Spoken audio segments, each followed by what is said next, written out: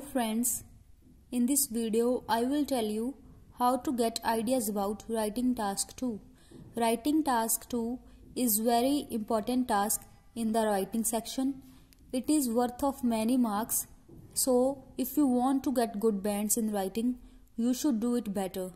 The first thing I will tell you is way to get ideas. To get ideas for writing task, you should go through each question and try and get ideas and back them up with examples if possible. You really just need 2 ideas. Then from these ideas, we build the body paragraph, then the introduction conclusion. It is really quite simple. The 5 most common type of task 2 essay are opinion, often agree or disagree, advantage and disadvantage, problem and solution. अच्छे ideas के लिए आपको internet की help लेनी चाहिए, articles read करने चाहिए that are related to social issue and surroundings में क्या हो रहा है, बिकॉज जनरली यहाँ पे टॉपिक्स आपके सराउंडिंग्स में से ही आते हैं. Whatever is going on in the world, the questions are related to that thing. So अगर आपको आइडियाज़ चाहिए तो everything will be from the general knowledge. So to get that ideas you should be aware about what is happening surrounding.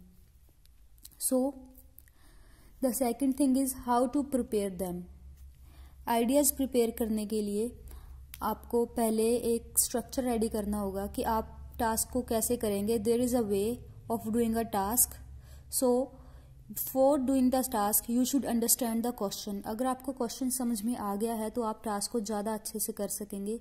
Mostly students question को नहीं समझ पाते और task start कर देते हैं. सो वो task is not totally about the answer is not totally related to the question, so they lose their marks. अगर आपको अच्छे मार्क्स चाहिए तो आपका answer related to the question होना चाहिए. So you should really understand the question first, then you should start the text.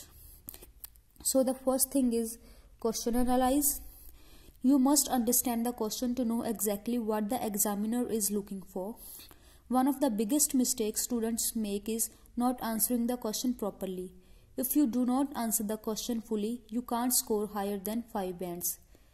In order to do this, you must identify the question type, then identify the keywords in the question and finally identify the instruction words in order to find out what the examiner wants you to do with the question. सो आपको पहले ये पता करना होगा कि question किस type का है. They want know your opinion कि आप एग्री हो या डिसएग्री हो, आपसे कोई एडवांटेज डिसएडवांटेज की बात की जा रही है या फिर कोई प्रॉब्लम या सोल्यूशन है. अगर आपको क्वेश्चन टाइप पता चल गया तो आप उसका आंसर इजीली दे सकेंगे. अगर आप क्वेश्चन टाइप में कंफ्यूज हैं तो आपको आंसर में भी प्रॉब्लम हो सकती है.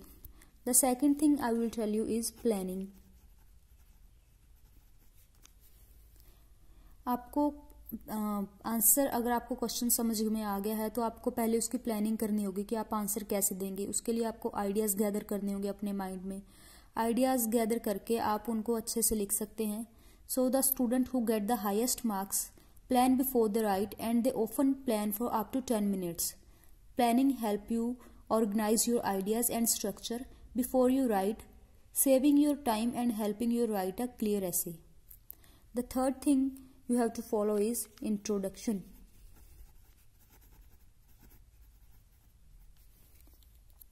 The introduction should tell the examiner what the rest of the essay is about and also answer the question directly. This tells the examiner that you know what you are doing straight away and helps you write your main body paragraph. So in the main body paragraph, now the fourth point is main body paragraph. आपको main body paragraph में details देनी है कि आपका ऐसे में आपके ideas क्या हैं, आप किस बारे में ऐसे लिख रहे हैं, आपका ओपिनियन क्या है.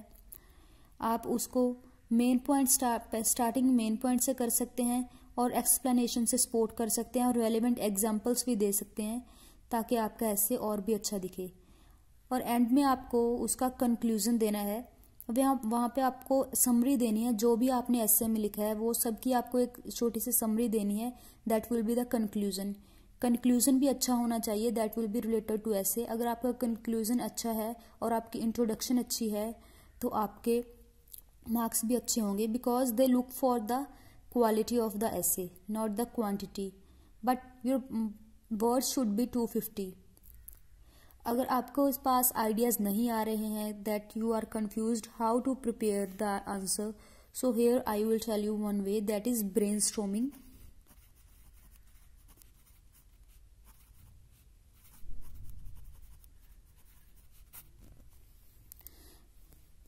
If you have ever taken an essay or writing classes, you have probably heard about brainstorming. So what is brainstorming? It is a way to pull ideas out of your head. Businesses do it to improve their business. Friends do it when they are planning a vacation. Writers do it when they need an idea for an essay. The key to brainstorming well is to write down anything and everything. Any idea is okay, just open your mind and let the ideas flow. One popular way to organize your brainstorm is by using a mind map. A common way to do a mind map is to write the topic in middle and draw circle around it, then branch ideas from the middle. आपको brainstorming के लिए circle बनाना होगा, उसके बीच में आपका जो भी topic है related to which topic you have ऐसे वो आपको लिखना है, और ब्रांचेस बनाकर आपके माइंड में उसके रिलेटेड जो भी आइडियाज आ रहे हैं, positive negative, everything you have to write on the branches.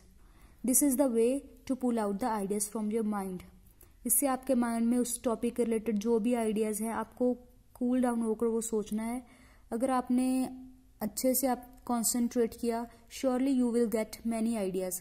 आपको जब आइडियाज मिल जाएंगे तो आपको उनको राइट करना है. Then you have to think कि आपके पास कौन से आइडियाज ज़्यादा हैं, पॉजिटिव नेगेटिव, और आप उसके रिलेटेड अपना टॉपिक प्रिपेयर करके लिख सकते हैं उसका आंसर. और this is the best way, because अगर आपके पास आइडियाज़ नहीं आ रहे, आप कंफ्यूज हो रहे हैं, तो ये इस तरीके से आप उसको मैनेज कर सकते हैं कि आपके पास आइडियाज़ भी आ जाएं और आपका टाइम भी सेव हो जाए. After finishing your mind map brainstorm, put the ideas you have to into groups. Hopefully you will have lots of idea in your essay. So आपके पास बहुत सारे ऐसे आ जाएंगे, ऐसे के रिलेटेड टॉपिक्स के रिलेटेड बहुत सारे आइडियाज़ आ जाएंगे, तो आपको उनको ग्रुप्स में रखकर उनको एक्सप्लेन कर सकते हैं. IELTS test language is not a knowledge test, it's a language test. ये एक लैंग्वेज टेस्ट है, ये नॉलेज का टेस्ट नहीं है. सो आपको IELTS से इतना स्केयर नहीं होना चाहिए, because they test your grammar, vocabulary and your language, not your knowledge. So sometimes they give you the question that is not related to your country, even you don't know anything about that question, but you do that question because they have to check your answer according to your quality of the question.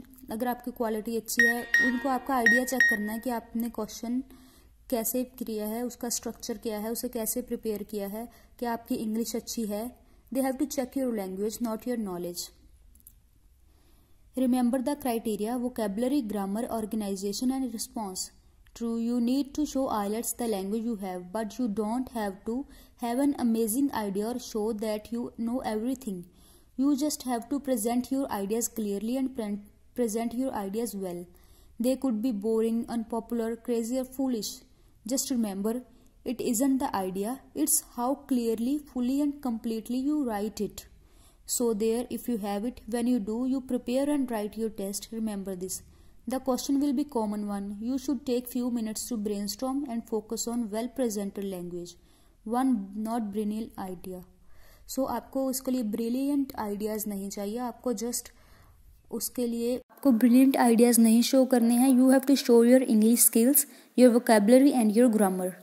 Now the question is about the length of essay. The essay length should be between 250 to 300 words. अगर आपके ऐसे की length कम है या ज़्यादा है तो आपके मार्क्स कट किए जा सकते हैं.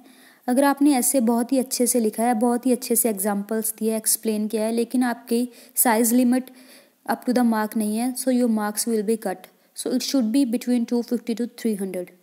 Now the question is about vocabulary in writing task 2. Vocabulary is very important in writing task 2. Without vocabulary, you will not be able to explain your essay and your opinion.